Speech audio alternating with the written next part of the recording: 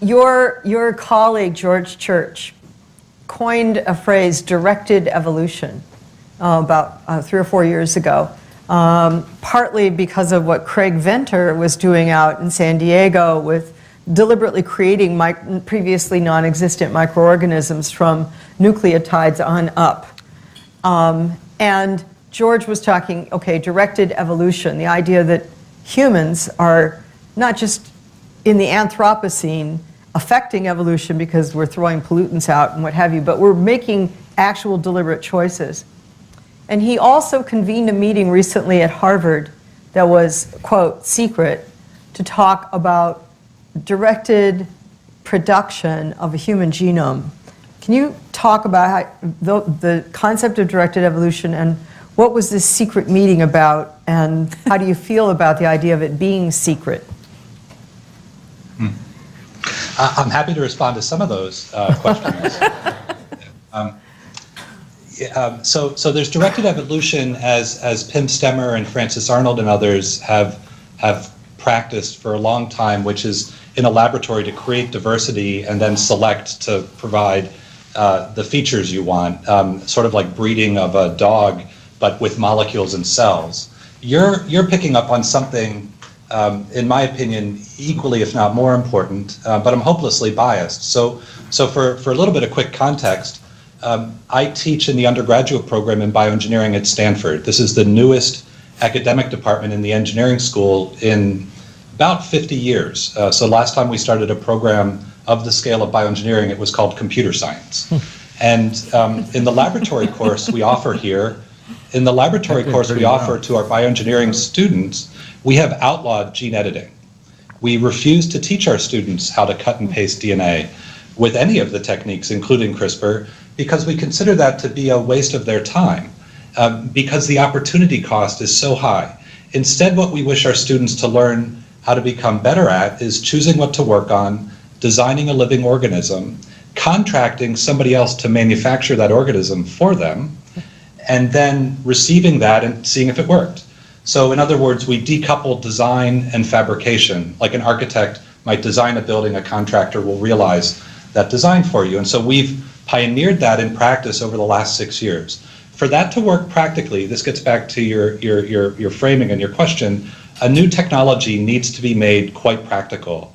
It's called DNA synthesis. So can I go from information on a computer, the letters of DNA, A, T, C, G, and whatever combination I want, send that information over the internet to a foundry that will take that string of information and print from scratch the physical DNA molecule and return that molecule to me, either in a cell or for me to put in a cell so that the genetic instructions are then carried out.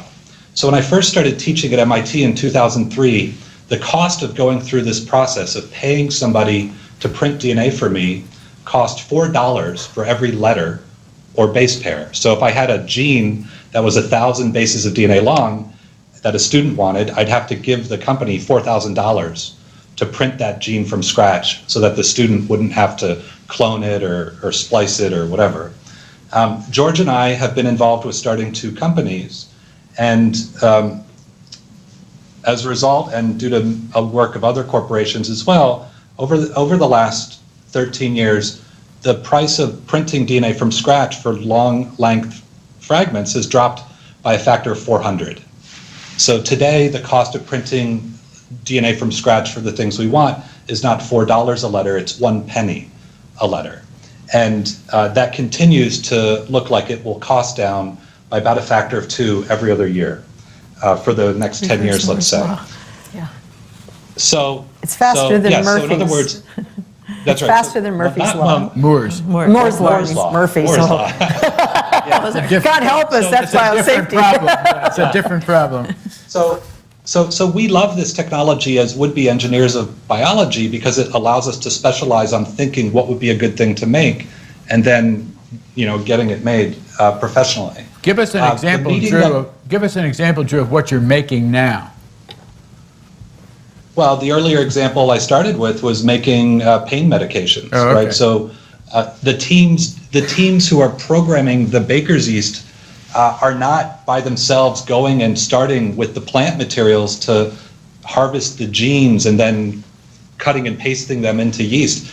They're starting with computer databases of sequence information that are available over the internet, based in Canada or China or wherever. They're using computer algorithms to find the putative sequences that they suspect will help do the biochemistry they want. They're paying a company to print the DNA from scratch and mail order it, through FedEx to the lab at Stanford and instantiating those synthetic genetic programs into the organism, and off it goes.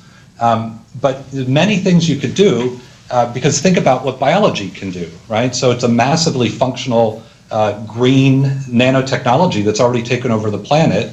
And to the extent you can now ship information or instructions, via the internet and overnight shipping, you can instantiate manufacturing of new things wherever you wish, so long as you can operate the system. Now, to just return to, Lori, your comment, because the prices have been dropping faster than computing has been improving, it's now become imaginable to finance a project to synthesize all the DNA encoding a human being. So the human genome is about 3 billion bases long, plus or minus, and if you divided that by 100 at a penny a base, you would get $30 million as the initial cost to print the DNA encoding a human being. Now that would not be a contiguous genome, it would be in short chunks of 4,000 to 10,000 bases, and you'd have to figure out how to physically assemble it. And so a meeting was held to discuss this, as have other meetings, and there's now a proposal to underwrite and pursue for the first time, development of capacities to print from scratch and assemble human genomes. And that meeting was secret. Obviously not. After the fact, we all heard about it. Yeah, we agreed on a conference call yesterday, among the four of us at least, that this is not a good idea to have a secret meeting, actually. Science thrives best when it's very open, very transparent, very much debated, and I think we all agreed on that. Before we go to comments from our colleagues here, what are any of the military implications